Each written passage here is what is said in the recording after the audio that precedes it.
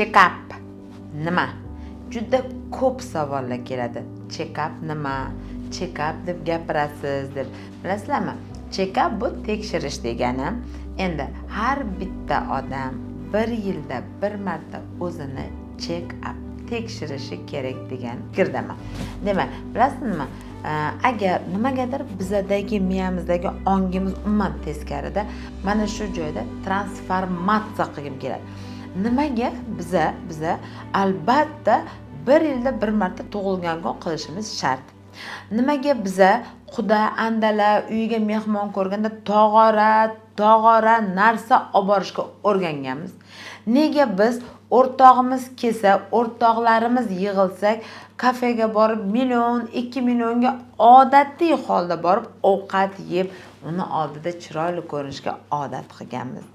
Nega biz har fasl kelganda borib bozorda kiyinishda odat qilamiz? Nega biz o'g'il tug'ilsa albatta unga toy olib kelish kerak, oxirgi puli bo'lsa ham chiqarib toylar qilish kerak, sovg'alar qilish kerak yoki o'g'il to'ylari yoki sunnat to'ylar qilish kerak, aqiqalar qilish kerak deb pullar yig'ib o'rgandik?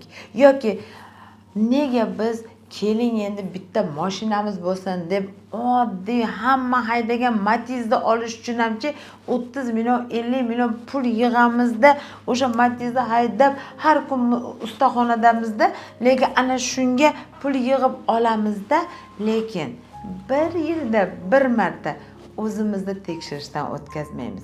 Yoki o'zimizni tekshirishdan o'tkazish uchun shu kerakmikan deb so'raymiz. Axir bizning organizmimiz-ku biz uchun ko'z ko'rish vazifasi, quloq eshitish vazifasi qo'ydirdi.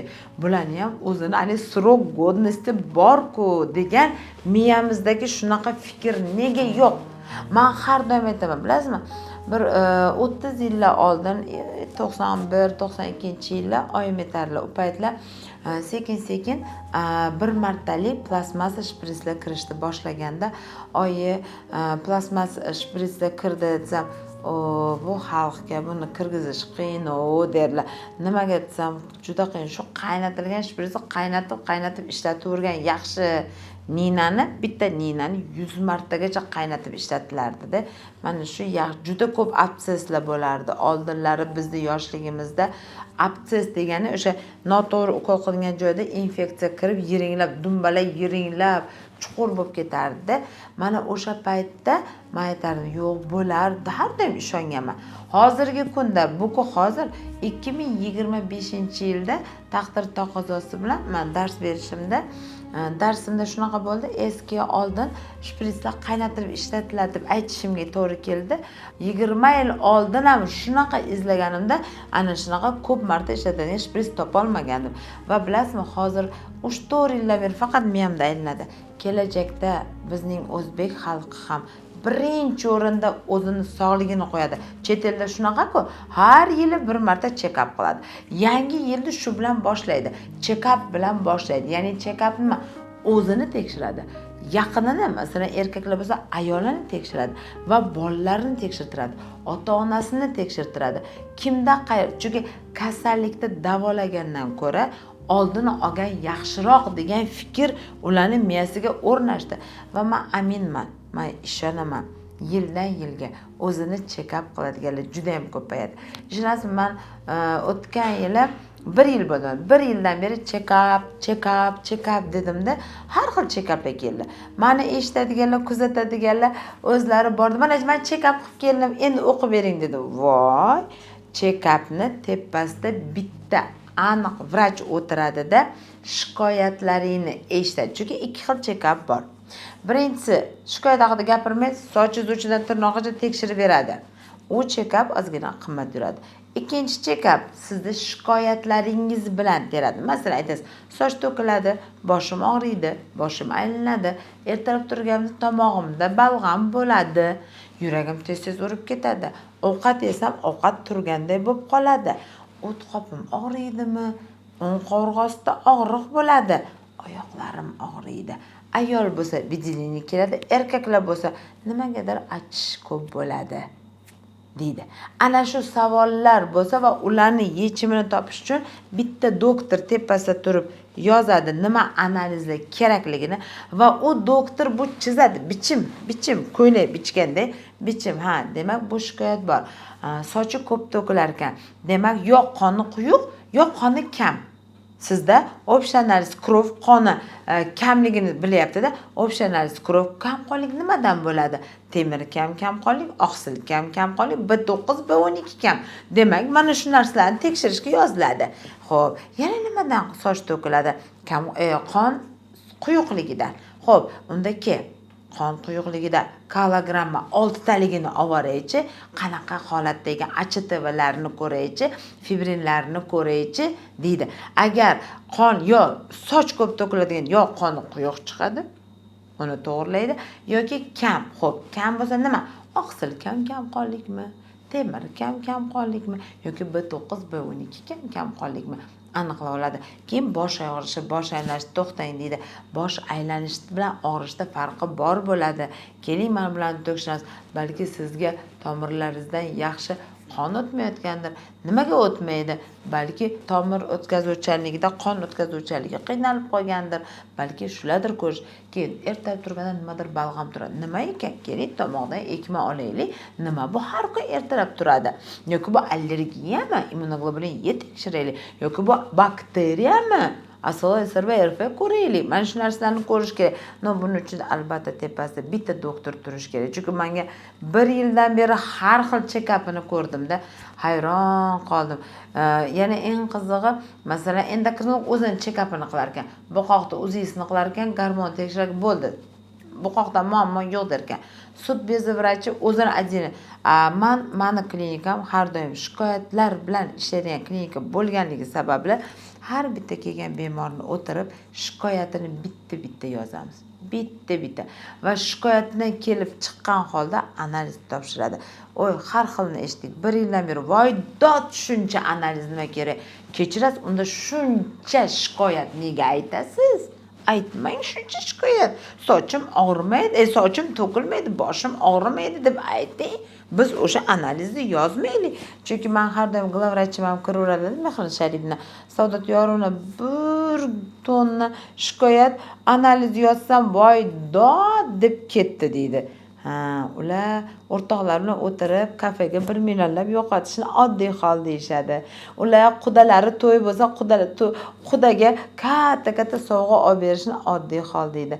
Lekin o'zini sog'ligi, o'zini shikoyatini yechimini beradigan analiz topshirishga vaqti yo'q deydi deymanda va hamma o'zicha achinish bilan qaraydi. Chunki masalan men o'zimning yo'limda to'g'riman, shikoyatini eshitaman, analiz yozaman.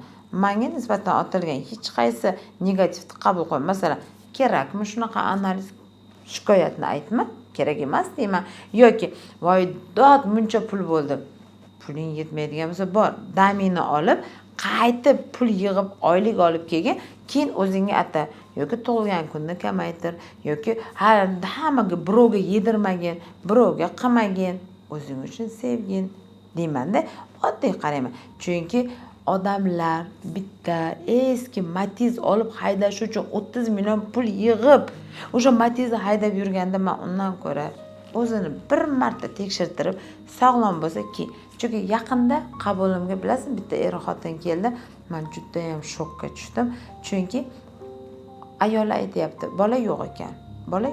Bola yo'q 7 yildan beri va hozir tekshirtirishga pulimiz yo'q. Nimaga?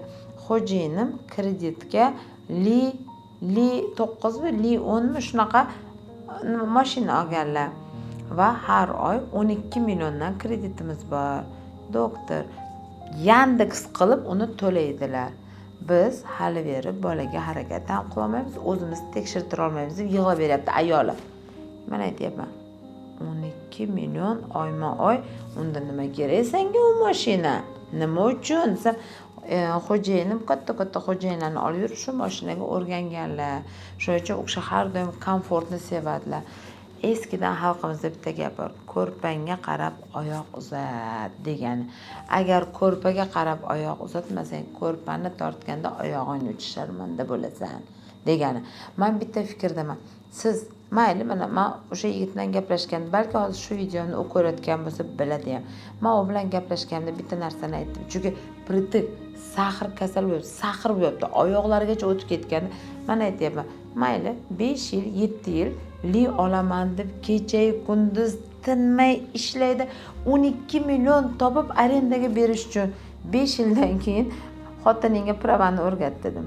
Prava olib ber dedim. Chunki 5 yildan keyin sen to'kilib o'lib ketasan, xotining bu moshaydi. Uyingda lekin sen rasmingni qo'yib qo'yadi. Mana chiroyli qilib rasmingni qo'yib qo'yadi. Bu aniq. Bu aniq. Ya'ni u check-up qilishga vaqti yo'q. U 12 millionni o nimaga kerak? Men ana shu rakursni tushuntira olmayapman odamlarga. Va o'sha uchun check-up qilinglarchi. Bilasiz, menda hech kim o'ylamagan narsalar chiqib keladi. Men yonida kardiolog yuradi. Voy Saodat yorma. Voy men bunaqa chiqdi. Voy deb keladi. Ha? Bir marta, bir yilda bir marta, 40 yoshda bitta tekshiryapti, 50 yoshda bir marta tekshiryapti. Конечно, bunaqa bo'ladi. Va bir yilda bir marta o'zingni sevishni o'rgan deb o'rgataman. Va albatta, birinchi o'rinda bizga va shaxsan bizga xizmat qilayotgan xizmatchilarimizni siylashimiz kerak. Bu birinchisi ko'z, bizga ko'rish uchun xizmat qilyapti. Bu bizga quloq, eshitish uchun, mana bu hamma ovozlarni olish uchun, burun, mana bu hidlar, mana siren turibdi, sirenning hidlari, mana shularni his qilish uchun bu ham bizning xizmatchimiz. Birinchi menda shu fikr bor. Men har doim o'zimga, qizlarim juda ham biladi. 1 million analiz topshiraman. Men unga hech qachon achinmayman. Chunki men aytaman, men juda ko'p odamga kerakman. Juda ko'p odamga ma'lumot berishim kerak. Hali endi umrimizning yarmiga keldik. Hali teng yarmi turibdi. Va bu teng yarmi ishlash uchun men mana bu xizmatchilarimga yaxshiroq qarab, ularni uxod qilib qo'yishimiz kerak deyman. O'sha uchun ham check-up deganlarga har doim aytaman. Check-up bu bitta vrach tepada turib, aql bo'lib turib bosh o'tiradi. Shikoyatingizni aytasiz, u yozadi va o'sha shikoyatdan kelib chiqqan holda analizlar topshirilib va o'sha analiz yozgan odam check-upingizni yakun qilib beradi. Unaqa bo'lmaydi. Laboratoriya, xohlagan laboratoriyaga bording, u xohlagan analiz topshirdi, kelding, doktor, men check-up qilib keling. Uzr. Laboratoriya o'zini biznesi uchun xohlagan narsani qilishi mumkin, uzr.